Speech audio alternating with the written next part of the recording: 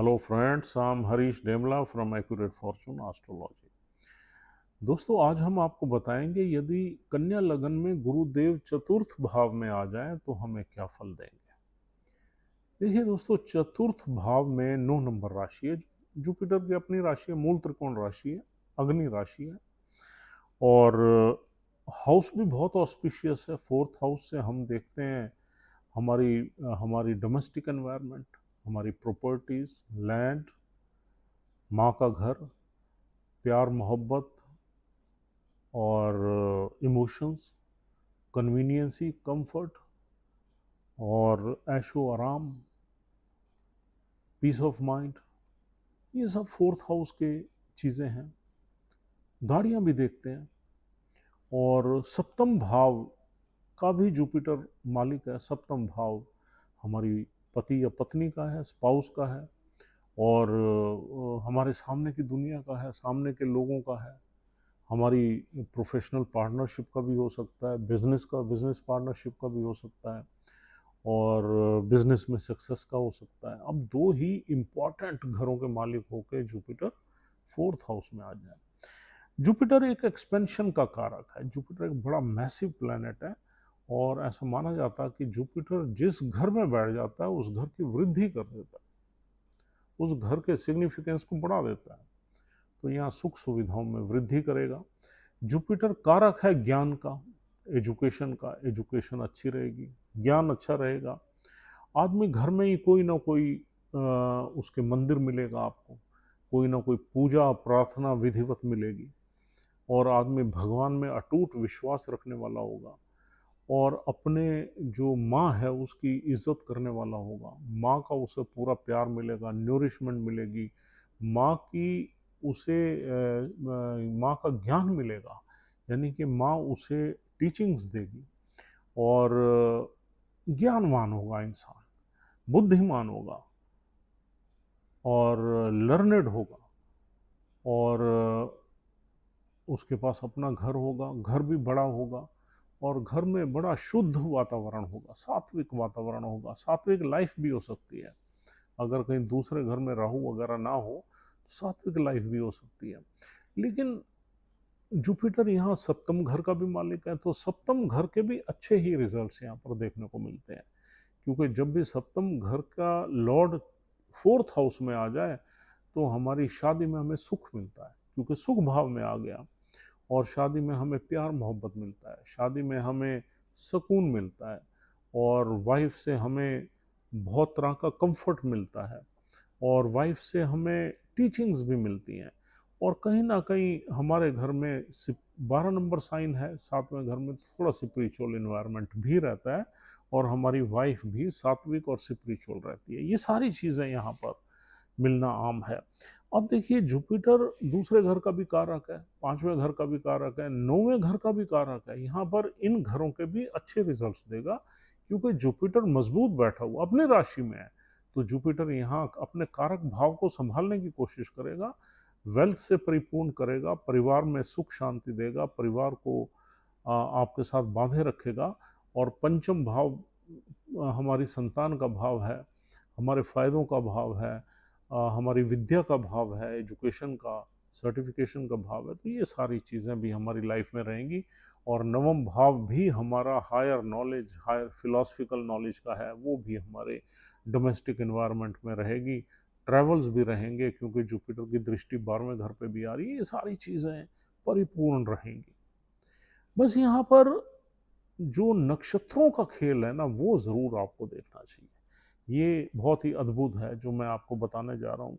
यहाँ पर दोस्तों 3 नक्षत्र मिलते हैं। पहला नक्षत्र मूल नक्षत्र है। मूल नक्षत्र केतु का नक्षत्र है और जिसकी देवी अलक्ष्मी है।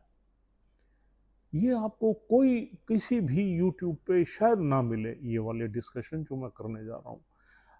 मूल नक्षत्र की देवी अलक्ष्मी है। मूल नक्षत्र एक्सीडेंट्स को दर्शाता है और अप्रिय घटनाओं को दर्शाता है।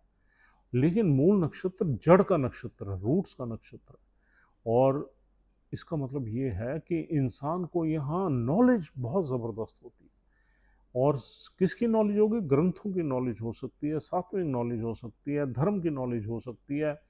और नॉलेज तो बहुत होगी, लेकिन मूल नक्षत्र में इंसान को बहुत ज़्यादा ब्लेसिंग्स नहीं मिलती, क्योंकि केतु का सबसे खराब नक्षत्र माना जाता है मूल, और इसमें आदमी को वेल्थ एक्यूमुलेट करने में या पैसा इकट्ठा करने में स्ट्रगल रहता है, और कुछ न कुछ घर में भी अप्रिय घटनाएं रहती हैं। अगर बाई चांस केतु की प्लेसमेंट किसी खराब घर में आ जाए, छठे आठवें में आ जाए, आठवें में हालांकि 12 नंबर 1 नंबर साइन है, हाँ छठे और आठवें में आ जाए तो यहाँ ये माना जाता है कि कुछ न कुछ बीमारियों से भी ग्रसित हो जाएगा आदमी, क्योंकि छठा और कॉम्प्लिकेशंस रहेंगी परिवार में। अब देखिए जुपिटर अपनी राशि में बहुत ही मजबूत है, हैप्पी स्टेट में, लेकिन मूल नक्षत्र खराब नक्षत्र है।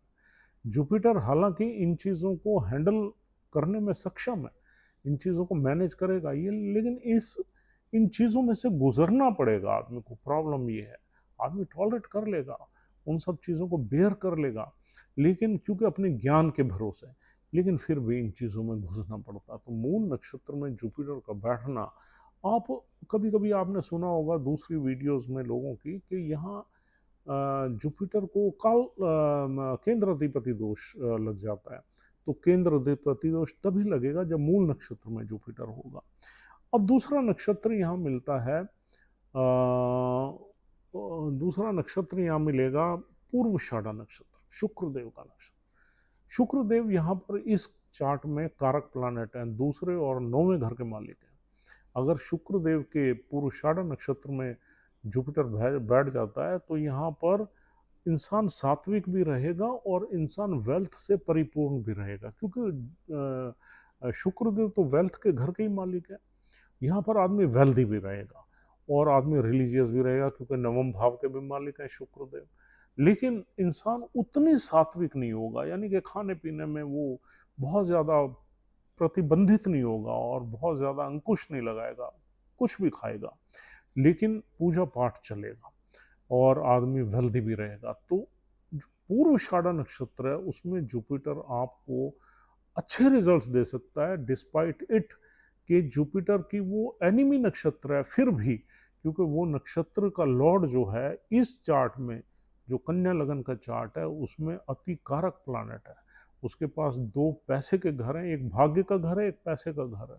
तो पूर्वाषाढ़ा में जुपिटर डेफिनेटली आपको वेल्दी भी बनाएगा, प्रोस्पेरस भी बनाएगा, और थोड़ा सा भोगी भी बनाएगा और थोड़ा सा योगी भी बनाएगा। आप पूजा पाठ में भी रहोगे।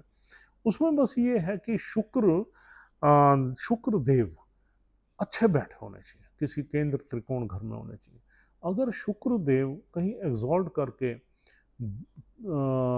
7वें घर में बैठ गए, या शुक्रदेव 8वें घर में बैठ गए, या 12वें घर में चले गए, तो यहाँ शुक्र की एनर्जी बढ़ जाएगी और आदमी भोग विलास में चला जाएगा। जब भी शुक्र बहुत ज़्यादा तेज हो जाएगा, बहुत ज़्यादा उसकी एनर्जी एग्जाग्रेट हो जाएगी, तो आदमी को भोग विलास की, आदमी का ज्ञान भोग विलास में ही लगेगा। तो शुक्र अगर किसी अच्छे घर में है और अच्छी राशि में, मित्र राशि में है, तो डेफिनेटली यहाँ पर इंसान दोनों ही कामों में रहेगा और इन्जॉय करेगा, उसको सारे वो सुख सुविधाएं मिलेंगी जो कि हमने आपको बताई हैं शुरू में। तीसरा नक्षत्र है उत्तराषाढ़ा नक्षत्र, जो सूर्य देव का। सूर्य देव के नक्षत्र में अगर गुरुदेव बैठ जाए तो आदमी के पास कोई पद प्रतिष्ठा होगी, कोई ओहदा होगा, सरकार में उसकी जानकारी होगी, बड़े लोगों का घर में आना जाना होगा, और आदमी के पास ज्ञान के साथ साथ थोड़ी अथॉरिटी भी होगी, लोग उसको मानेंगे, उसकी इज्जत करेंगे। उत्तराषाढ़ा नक्षत्र सूर्य देव का नक्षत्र है, और सूर्य देव के नक्षत्र में अगर जुपिटर बैठा हुआ है और सूर्य कहीं अच्छा बैठ गया आपके चार्ट में, तो यहाँ पर आपका मान सम्मान, पद प्रतिष्ठा, आपका मतलब वेल्थ होने के साथ साथ आपका सम्मान और पद प्रतिष्ठा और अथॉरिटी भी यहाँ पर इंडिकेटेड है। सूर्य के नक्षत्र में अगर जुपिटर बैठ जाता है उत्तराषाढ़ा नक्षत्र में, बस सूर्य को देखना बहुत ज़रूरी है कि सूर्य अच्छे हैं या नहीं। सूर्य नीच का बैठ गया तो आदमी में अहंकार आ जाएगा, ईगो आ जाएगी, और आदमी जो है वेल्थ तो आदमी के पास होगी क्योंकि दूसरे घर में सूर्य चला जाएगा, लेकिन उल्टे सीधे तरीके से आदमी वेल्थ कमाएगा और थोड़ा सा मीन मेंटालिटी हो जाएगा। तो इसलिए सूर्य का अच्छा बैठना चार्ट में बहुत ज़रूरी है। तो दोस्तों नक्षत्रों को देखना बहुत ज़रूरी है कि जुपिटर आपको कैसे रिजल्ट्स देगा। अगर आप 10 चार्ट्स देखते हो इसी प्लेसमेंट के ही, उसमें आप देखोगे 10 चार्ट्स में अलग अलग रिजल्ट्स मिल रहे हैं। कुछ लोग ऐसे भी हैं जो क्राइसिस में है, प्रॉब्लम में है, जुपिटर फोर्थ हाउस में है, वो आप देखोगे कि कहीं ना कहीं मूल नक्षत्र में जुपिटर है और केतु की प्लेसमेंट वर्स्ट है हमारे चार्ट में, तो आपको कहीं ना कहीं ये दुख भोगने पे मजबूर कर देगा। तो किसी भी प्लानेट की प्लेसमेंट 100% करेक्ट आप नहीं कह सकते, चाहे वो अपनी राशि में है, क्योंकि उसमें नक्षत्र अलग अलग हैं, उनकी एनर्जीज अलग अलग हैं, उनके लॉर्ड अलग अलग हैं। हाँ, मूल नक्षत्र में आपको ज्ञान की कमी नहीं रहेगी, वैराग्य में आप जा सकते हो, मोक्ष की तरफ जा सकते हो, नॉलेज की तरफ जा सकते हो, इंटेलिजेंट हो सकते हो, लेकिन आपको मटेरियलिस्टिक सक्सेस में ये मूल नक्षत्र बहुत तंग करेगा। तो दोस्तों, आज की वीडियो में इतना ही। और थोड़ा सा हम चलिए इसमें इसके एस्पेक्ट्स की भी बात कर लेते हैं। जुपिटर का पहला एस्पेक्ट, पांचवा एस्पेक्ट 8वें घर पे रहेगा।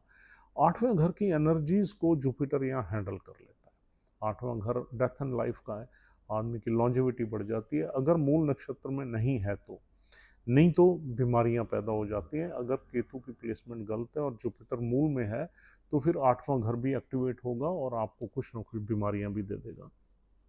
और 10वें घर पे जब जुपिटर की दृष्टि पड़ेगी चौथे घर से, तो 10वें घर में 3 नंबर राशि पड़ी है, जो कि एनिमी साइन है जुपिटर का। फिर भी क्योंकि जुपिटर बहुत ही हैप्पी मेंटल स्टेट में है, तो 10वें घर को हैंडल करेगा, आपकी प्रोफेशनल लाइफ अच्छी ही रहेगी। और 12वें घर पे जुपिटर की दृष्टि मिलेगी तो आपको कहीं ना कहीं मोक्ष की तरफ, स्पिरिचुअलिटी की तरफ, चैरिटी की तरफ, फिलॉसफी की तरफ भी यहाँ पर जुपिटर ले जाएगा। और जुपिटर का 12वां घर प्रिय है क्योंकि सूर्य से मित्रता है, और 12वें घर में जो जुपिटर की दृष्टि पड़ेगी तो कुछ ना कुछ चैरिटेबल एक्टिविटीज़ आपके डोमेस्टिक इन्वायरमेंट में भी रहेंगी और बाहर भी रहेंगी। और 12वें घर में आपका एक्सपोजर, नॉलेज का एक्सपोजर भी बढ़ेगा, और कुछ धन का खर्चा भी होगा, और कुछ ट्रैवल्स भी रहेंगी। हो सकता है आपकी एजुकेशन भी कहीं घर से दूर, चौथे घर से दूर हो, ये जुपिटर करवा दे। तो इस तरीके से आपने जुपिटर के एस्पेक्ट्स को डी कोड करना है। Thank you very much once again, will see you soon. अगर आप हमारी वीडियोस को देखते हैं, पसंद करते हैं, तो हमारा चैनल ज़रूर सब्सक्राइब करिए, ताकि सारी वीडियोस हमारी आपके पास आती रहें और आप इनको देखते रहें। Take care, will see you soon. Thank you very much.